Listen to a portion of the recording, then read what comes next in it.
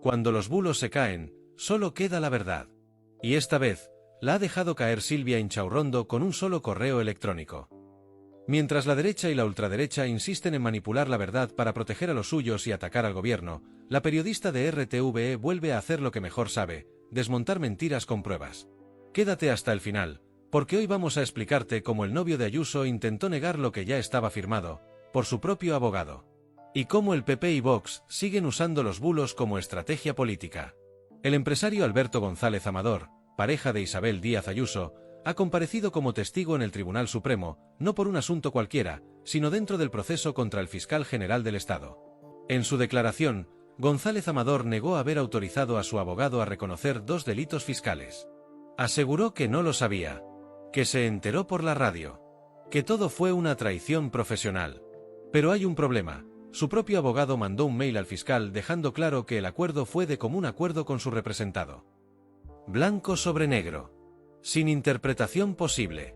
La periodista Silvia Inchaurrondo mostró en la hora de la una ese correo. Lo leyó. Lo contextualizó. Lo contrastó con la versión pública que el empresario repite desde hace semanas. La diferencia no es solo de matiz. Es una contradicción directa, entre lo que ahora dice el novio de Ayuso, y lo que su defensa reconoció por escrito para llegar a un pacto. Un pacto que, por cierto, pretendía evitar la cárcel reconociendo el fraude. Es decir, que el relato de víctima construido desde su entorno se cae al primer dato. Y eso duele, sobre todo si es verdad. Esta estrategia no es nueva. Cuando los hechos son desfavorables, la derecha política y mediática lanza un relato alternativo. Uno que se difunde por redes, se amplifica en tertulias y se graba en titulares. En este caso, el mensaje era claro: González Amador fue traicionado. Pero ahora hay una prueba documental que lo contradice. Y esa prueba tiene peso legal. Tiene valor institucional. Y sobre todo, deja al descubierto una campaña de manipulación mediática y política que busca blanquear lo indefendible. Porque no es solo el fraude, es el intento sistemático de encubrirlo. La jugada es vieja, pero eficaz: victimizarse. Presentar al defraudador como alguien sorprendido, ingenuo, engañado por su letrado. Pero la prueba del correo electrónico, que RTVE ha mostrado con claridad, desmonta ese escenario. Si el abogado actuó con su consentimiento, como dice el mail, la estrategia de defensa se desmorona. Y más aún si recordamos que este no es un caso aislado. Es parte de un patrón: el uso de relatos emocionales para tapar la responsabilidad penal de personajes ligados al poder político. Como si ser pareja de Ayuso bastara para esquivar la ley. González Amador afirmó que el acuerdo lo destrozó públicamente. Pero lo que verdaderamente lo compromete no es el acuerdo en sí, sino el intento desesperado de desconocer su existencia tras haberse beneficiado de él. Es el clásico "yo no fui", corregido por documentos. Y es ahí donde el papel del periodismo vuelve a ser fundamental. Sin Inchaurrondo mostrando ese mail, hoy estaríamos hablando del abogado traidor. Pero no. Ahora hablamos de un empresario intentando reescribir su historia judicial, y pillado en el intento. Y si creías que la cosa acababa ahí, espera, porque no es la primera vez que la derecha y la ultraderecha intentan construir un bulo desde una mentira parcial. Si tú también crees que el periodismo riguroso es clave para frenar los abusos del poder, suscríbete al canal.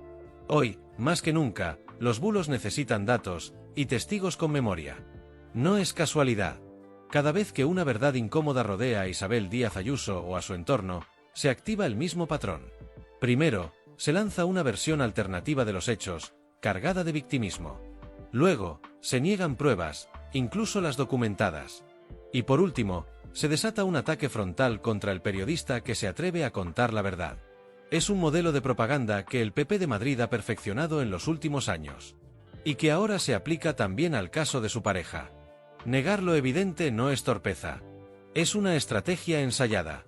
Lo vimos con el caso del hermano de Pedro Sánchez, donde el bulo, alimentado por Vox y amplificado por medios afines, afirmaba que no sabía dónde trabajaba.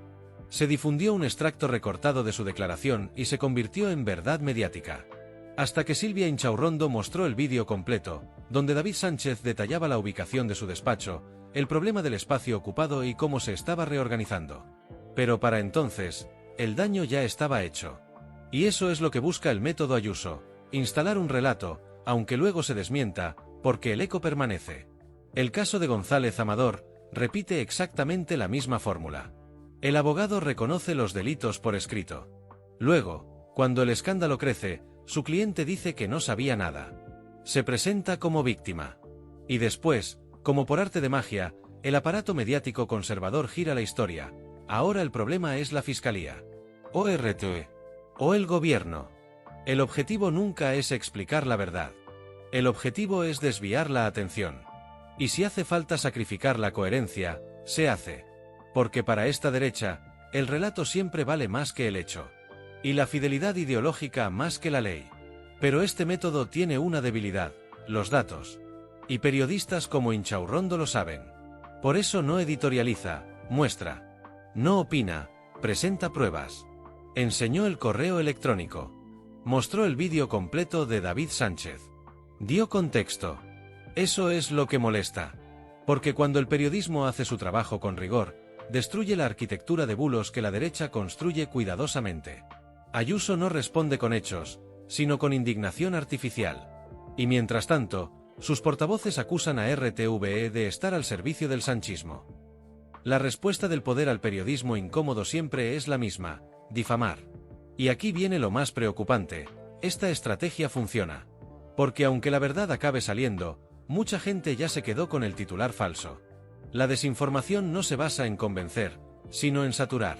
En sembrar dudas, generar ruido, construir un clima de sospecha. Ayuso y su entorno no buscan ganar el debate, buscan que nadie crea en nada. Que todas las versiones parezcan válidas, aunque solo una esté documentada. En ese terreno, el cinismo se convierte en victoria. Y la verdad, en un daño colateral. Es ahí donde el método Ayuso resulta más peligroso que eficaz.